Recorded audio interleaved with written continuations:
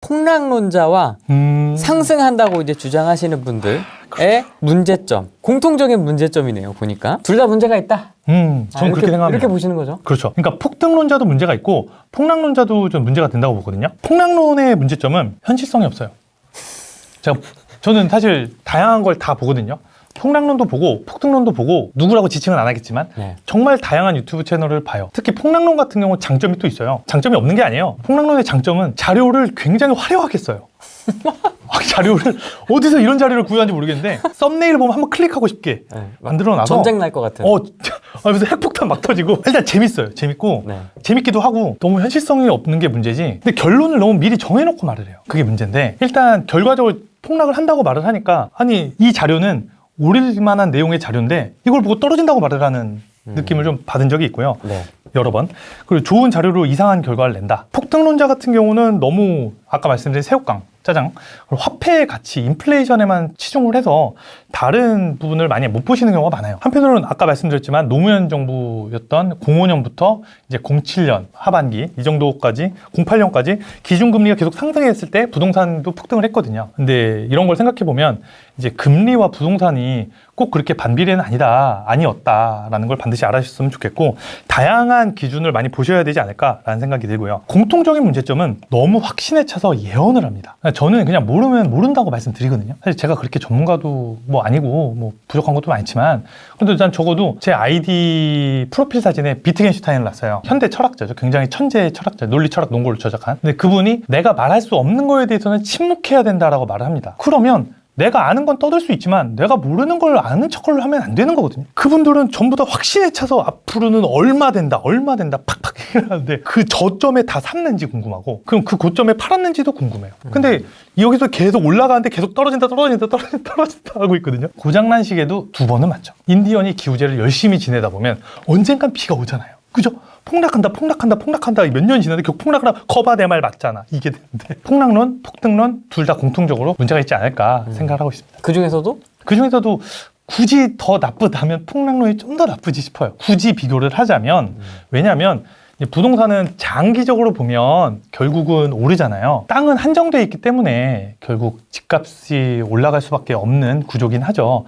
만약에 여러분들께서 생각하셨을 때 집값이 장기적으로 봤을 때 우하향이다. 그럼 집을 사야 될까요? 절대 안 되겠죠. 안 사죠.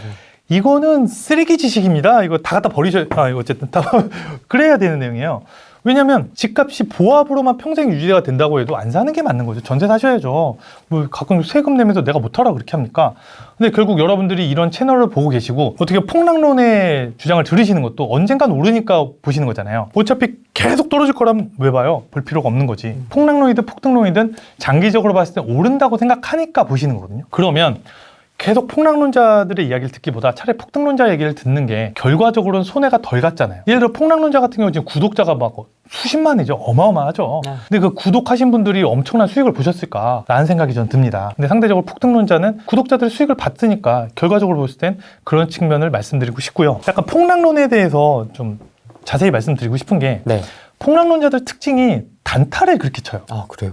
네. 말을 할 때, 주장을 할 때 내가 강남에 되게 대형 아파트, 비싼 수십억짜리 아파트를 사는데 이거를 2년 뒤에 판다고 가정을 합니다. 이야기를 할 때 예를 들어서 여러분들께서 수십억짜리 아파트를 샀는데 2년 뒤에 판다고 가정을 해봅시다 라고 말을 해요. 근데 여기서 중요한 게 뭐냐면 그런 비싼 아파트는 2년 뒤에 안 팔아요. 또는 2년 뒤에 팔려고 그 집을 사진 않아요. 왜? 수십억짜리 아파트를 단타 치려고 그걸 살까요? 그러진 않거든요. 근데 2년 뒤에 판다면 그 자체로 뭐 양도세도 많이 나오겠죠. 그죠? 그리고 세금도 많이 발생을 하겠죠. 다양한 뭐 세제 혜택도 많이 손해를 보고 그러겠죠. 대출금도 발생을 하겠고 중도상환 수수료도 내고. 근데 2년 뒤에 산다고 생각을 해보세요. 그럼 다르거든요. 2년 뒤에 산다면 이제 지금 사는 것보다 더 뛴 가격에 살죠. 집값 자체가 더 올라갔고 두 번째로 뜬 값에 세금도 더 많이 내죠. 그리고 어차피 장투를 하지 누가 그 비싼 강남 핵심지를 단타를 칩니까? 라는 말씀 드리고 싶고 꼭 하는 말이 절대로 상승할 일이 없지만이라고 말을 해요. 그러면서 그분께서 제시하시는 금액이 나와요. 절대로 이 금액 이상은 안 오른다. 근데 그거보다 몇 억 높게 실거래에 찍혔거든요. 내가 누구라고 말 못하겠는데 뭐 이게 요즘 약간 그런 게 좀 무섭다고 하더라고요. 어쨌든 근데 그분이 얘기하는 거를 영상을 딱 보고 실거래를 보면 몇 억 더 높게 찍혔어요. 호가는 더 말할 것도 없고. 근데 이런 거 보면 너무 말이 단정적이에요. 아니 내가 알 수 없는 건 모른다고 말해야 되는데 뭘 그렇게 자신 있게 말을 하는지는 잘 모르겠지만 뭐 신령님이 이제 막 있는 것처럼 붓카페에도 신령님이 한 분 계신데 어쨌든 네, 그렇게 예언을 하시는 분들이 또 계시더라고요. 또 그래도 맞으면 또 차라리 낫겠지만 틀리면 또 문제가 되는 거죠. 폭락론에 대해서 좀 더 말씀을 드릴게요. 기왕 얘기가 나왔으니까. 네. 폭락론의 근거가 뭐가 있을까요? 많죠. 인구 감소부터 해서 인구 감소. 네. 쭉 한번 채팅창에다가 한번 올려봐 주십시오. 네, 올려주시면 제가 하나씩 해드릴게요. 일단 반론이 하나 있습니다. 네. 집값이 장기적으로 우하향해도 집을 산다. 차값이 장기적으로 우하향해도 리스에서 안 타는 것처럼 집값이 장기적으로 우하향하면 임대 놓을 사람이 없어서 사야 하는 상황이 생긴다. 장기적으로 우하향을 하면 임대 놓을 사람이 없어서 결국은 사야 한다. 공감이 됩니다. 그렇죠. 공감이 됩니다. 그러면 이제 사야 하는 사람이 생기죠. 좋은 말씀이시고요. 네. 저보다 워낙 고수시라 말씀하기 좀 조심스럽지만 좋습니다. 제 반박을 좀 하겠습니다. 우리. 좋습니다. 좋습니다. 근데 이제 왜 그러냐면 내가 만약에 봤을 때 장기적으로 이제 우하향을 해도 집을 사는 사람이 생긴다는 것과 우하향을 하는 걸 알았을 때 지금 집을 살까는 다른 문제거든요. 장기적으로 우하향을 한다면 내가 그걸 집을 안 산다는 얘기지, 장기적으로 우하향을 했을 때 그때 누군가는 결국 현실적으로 집을 살 것이다 는 약간 명제가 다른 것 같아요. 이거를 하향한다는 걸 알면서 지금 사진 않는다는 말이지, 하향한 다음에 이때 누군가가 매수자가 생길 것이다, 이거는 약간 다른 문제 같습니다. 일본의 잃어버린 20년 있죠. 89년 시세가 2005년 시세의 3.5배였어요. 어마어마하죠. 지금도 그 89년 시세를 못 따라잡고 있거든요, 일본이. 장기 우하향을 한다면 글쎄요, 저는 부동산 공부할 필요가 없다고 보는데, 안 하는 게 맞다고 보는데, 어쨌든 전세가 같은 경우도 그렇게 오르진 않겠죠. 왜냐면 전세가가 오르는 거는 집값이랑 크로스가 된다면, 그러면 전세가 올라가질 않을 거예요. 전세가도 내려가는 거 아닙니까? 그럼? 그렇죠. 왜냐면 같이? 깡통 전세가 되기 때문에 리스크가 너무 커지죠. 같이 내려가는 전세가가 1억 5천이고 매매가가 1억이면 무서워서 전세를 못 들어갑니다. 여러분들 아시겠지만 이제 대출이 끼어있는 집은 전세가 안 나가요. 왜 그럴까요? 리스크거든요. 깡통 전세를 피하는, 그러니까 사람의 첫 번째 본능이 생존과 리스크, 안전에 대한 본능이에요. 메슬로우의 6가지 이론 중에 두 번째가 안전 본능이잖아요. 그런 것처럼 여러분들께서 이제 리스크를 피하고 싶기 때문에 결국 전세가도 떨어질 수밖에 없어요. 그러면 집값이 전세가도 떨어지는데 집을 사는 게 의미가 있을까 모르겠네. 왜 자동차도 사잖아요. 네네네. 자산 가격이 떨어지더라도 어쨌든 필요하니까 내 마음대로 세차도 하고 꾸미기도 하고 그렇죠. 그런 개념으로 봐야 될까요? 뭐 그럴 수는 있겠죠. 네. 뭐 사람마다 생각의 차이가 있으니까. 그렇죠. 그러니까 지금 캐시가 나가는 게 크면 만약에 그렇지, 지금 당장에 뭐 투자금이 나간다거나 뭐 월세가 나간다거나 캐시가 나가는 게 임대료보다 크다면 그렇죠. 이건 맞는 말씀입니다. 저도 사야지. 그렇죠. 그럴 때 이제 전세 수요가 매매로 돌아설 수는 있다고 봐요. 일본 따라가다, 공급 과잉이다, 인구 감소다, 정부 정책이 효과를 나타낼 것이다. 이런 게 좀 자, 하나씩 해보겠습니다. 있죠. 공급 과잉? 공급 과잉. 요즘도 얘기하나요? 제가 책에도 썼는데요. 어떤 분이라고 말씀드리지 않겠고, 작년 11월에 최신축에 거주하는 어떤 장관님께서 이런 말씀을 하셨어요. 아파트에 너무 연연할 필요 없다. 왜 그렇게 아파트에 연연하냐. 그분이 최신축 아파트에 살고 계시는 걸로 알고 있는데, 근데 그 말이 뭐냐면 사람들의 기본 감정이라는 게 있어요. 결국 임대 시장도 아파트는 인기가 많고 상대적으로 빌라 다세대 이런 경우, 빌라가 다세대 같은 거죠. 어쨌든 이런 경우는 좀 인기가 없거든요. 결국 우리가 공급이 많다고 봤을 때 이 공급이 우리가 원하는 공급이냐를 봐야 돼요. 공급이 많은 게 아니라 우리가 원하는 공급이 맞냐를 봐야 되는 거죠. 결국 이제 우리가 임대로 들어가서 살기를 원하는 게 아니잖아요. 많은 분들이 우리가 내 집을 돈 주고 사서 좋은 집에 들어가서 좀 살고 싶잖아요. 주거의 안정이나 뭐 좋은 집에 살고 싶은데, 근데 임대로 자꾸 넣으시려고 하고 너무 외곽으로 자꾸 가게 하고 그러면 물량이 많이 터진다고 해도 서울에 있는 핵심지가 집값이 그렇게 떨어질 건 아닌 거라고 봐요. 그러니까 공급 물량이 어떤 공급이냐가 중요하다고 봐요. 폭락론자 이야기 중에 헬리오시티 발 이게 있어요. 헬리오시티 몇 세대인지 아세요? 9,510세대거든요. 9,510세대가 이제 송파구의 가락동에 터진다라고 말을 하면, 이야, 이 어마어마한 물량이 뻥 하니까 어떻게 돼요? 집값이 바바바박 떨어지고 전세가 더더더덕 하면서 집값과 매매가와 전세가가 더더더덕 동반하락으로 이제부터 폭락이 시작된다라고 말을 했는데, 그렇죠. 헬리오시티의 전세가는 어떻게 됐을까요? 당연히 떨어지긴 했죠. 그런데 매매가는 떨어지지 않았습니다. 아예 떨어지질 않았어요. 그러면 헬리오시티의 하급지인 위례 신도시 있죠. 위례는 다들 아시겠지만 뭐 송파 위례, 하남 위례, 성남 위례가 있는데, 이 위례 신도시의 전세가가 좀 많이 떨어졌어요. 그 당시 매매가도 약간 떨어졌거든요. 근데 결국 헬리오시티는 매미가 떨어지지 않고 그냥 쭈쭈쭈쭈쭈 탁탁탁탁 치고 갔고, 두 번째 물량이 바로 고덕이죠. 헬리오시티는 단일 단지지만 고덕은 다릅니다. 2만 세대가 넘는 게, 게다가 헬리오보다 입지가 훨씬 안 좋죠. 왜? 고덕은 동쪽 끝이니까 당연히 헬리오가 더 좋은 거예요. 근데 고덕에 이 많은 세대가 한 방에 입주 폭탄이 터졌을 때 전세가는 장난 아니게 개폭락을 한다. 전세가 개폭락하면 매매가가 버틸까? 못 버텨? 난리 난다. 그런데 어떻게 됐을까요? 당연히 아까 말씀드렸지만 전세가는 좀 떨어졌어요. 확실히 떨어졌고, 제가 알기로 뭐 그라시움 같은 경우도 전용 59 같은 경우 5억대 거래된 걸로 알고 있거든요. 일부 매물, 일부. 근데 그게 결국 전세가가 다시 상반등을 하죠. 그리고 매매가는 어땠을까요? 매매가는 떨어지질 않았다니까요. 그 하급지, 만약에 강동이라 그러면, 고덕동이라 그러면 그 하급지인 하남의 미사라든지 아니면 다산이라든지 이쪽으로 여파가 갈지언정 서울은 그렇게 파급력이 작고요.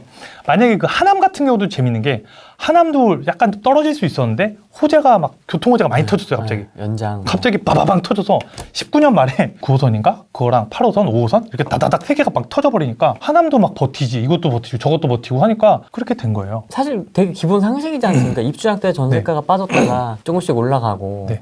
매매가는 시장에 큰 충격이 없다면 유지를 하면서 우상향이다. 이건 당연히 알고 있는 건데, 그걸 주장하시는 분들은 매매가에 영향을 줄 거라고 생각합니다. 아무래도 이제 갭 금액이 있잖아요. 그러니까 매매가가 12억인데 전세가가 5억이다. 그럼 내가 실제로 투자해둔 돈이 7억이잖아요.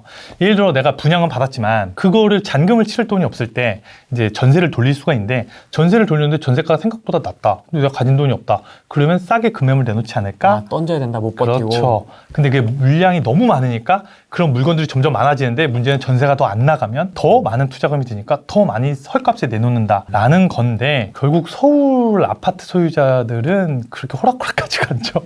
이것도 어떤 분이 아주 강하게 주장하셨던 겁니다. 바젤 3. 바젤 3. 야, 이 바젤 3가 저도 참 뭔지 몰라가지고 처음에 바젤 3 IFRS 9 뭐 이렇게 해서 굉장히 어려운 표현을 막 썼는데, 봤어요. 공부를 좀 해봤는데, 네. 보니까 은행이 결국은 자금 회수에 들어간다는 거예요. 결론은. 맞습니다. 은행이 결국은 돈을 긴축 재정을 해서 자금을 회수한다는 건데, 자, 여기서 중요한 게, 이미 받은 대출을 회수를 들어갈 수는 없어요. 받은 대출이잖아요. 근데 이게 변동금리라면 금리가 올라갈 수는 있겠죠. 근데 고정금리인데 그 금리를 바꿀 수는 없고, 그리고 여러분들이 이제 받은 금리 선 내에서 하는 거죠. 실제로 이제 금리가 이제 적용됐던 게, 제가 볼 때는 신용대출을 좀 막았잖아요. 근데 그게 이제 공문을 제가 보니까 바젤3나 IFRS 9처럼 그런 게 영향을 다소 미쳤다, 이런 보고서가 있더라고요.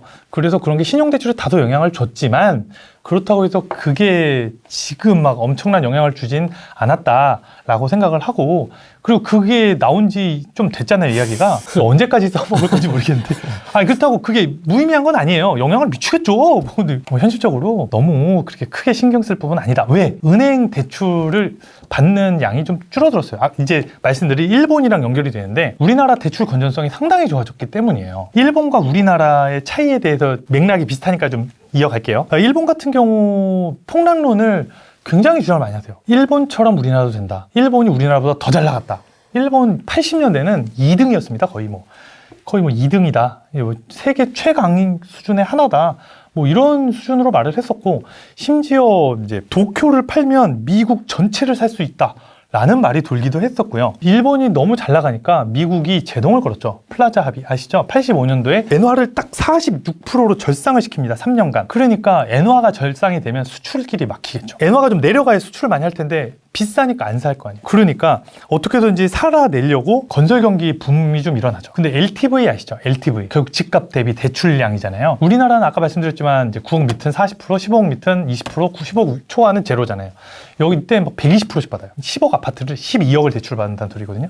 풀피네, 풀피. 오버풀로 이렇게 받다 보니까 하방 경직성이 아예 없는 거예요. 대출을 과하게 내주다 보니까 집값이 떨어졌을 때 이게 말이 안 되는 거예요. 하방 경직성이 없이 못 버티고 다다다닥 추락을 하는 거거든요. 근데 여기서 재미있는 게, 금리가 또 이렇게 쭉쭉 올라가요. 이제 1989년 12월에 일본의 이제 은행 총재가 바뀌고, 89년 4월부터 90년 7월까지 2.5%에서 6%까지 쫙쫙쫙쫙 올라가요.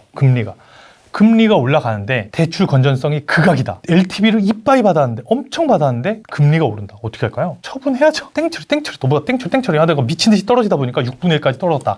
6분의 1은 주거용이 아니라 상업지를 보통 얘기를 하고요. 주거용은 3.5분의 1까지 떨어졌습니다. 어쨌든 평균적으로 봤으니까 실질적으로 떨어진 건 7, 8배, 10배도 있긴 하겠죠. 우리나라 같은 경우는 일본과 가장 큰 차이가 대출 건전성이 달라요. 두 번째 이유는 금리 인상이 그렇게 일어날 수 없어요. 아까 말씀드렸다시피 파월 의장이 당분간 금리 인상 계획 없다. 딱 잘라 얘기하거든요. 그리고 지금 코로나 사태라 유동성도 많이 증가됐고 지금 전 세계가 돈을 엄청 풀잖아요. 어떤 나라는 소상공인들께 손해나는 금액의 일부를 미리 선지급을 하기도 하고 이렇게 하면 결국 유통되는 돈이 자꾸 늘어날 수밖에 없고 화폐 가치 떨어질 수밖에 없고 그럴 수밖에 없거든요. 임대차 3법 때문에 하방 경직성 올라갔고요. 그죠? 그러니까 일본식 폭락이 나오기 힘들고 마지막으로 대처가 다르죠.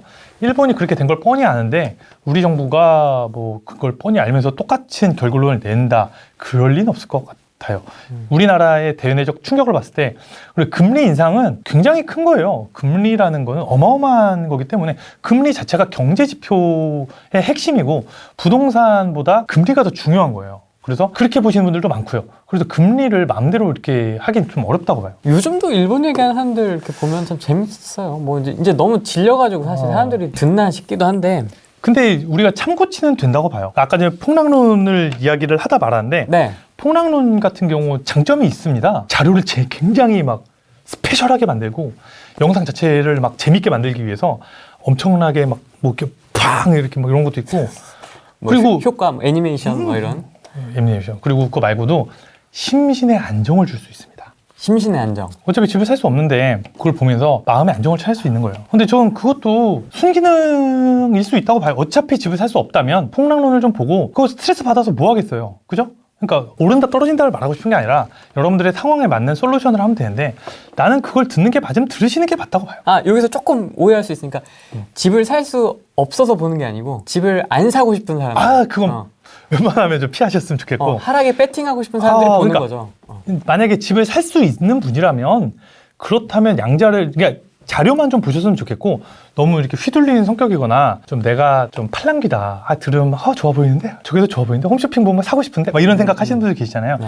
그런 분들은 폭락론을 좀 안 들으셨으면 좋겠어요. 제 집을 살 수 있는 여력이 되고 팔랑귀다. 그러면 안 들으셨으면 좋겠고 그게 아니라 집을 살 의향이 없고 못 산다. 그런 분들 심신의 안정을 찾기 위해 또는 다양하겠죠. 뭐 재미있으니까 좋다 뭐 그럴 수도 있는 거. 그거의 근거를 통해서 나의 인사이트를 늘리고 싶다는 생각은 좀 피하셨으면 좋겠습니다. 요 카메라 뒤에 폭락론자가 앉아있다고 생각하시고 무섭게 왜 또 그러십니까? 영상 편지 한번 띄워주세요. 하고 싶은 말.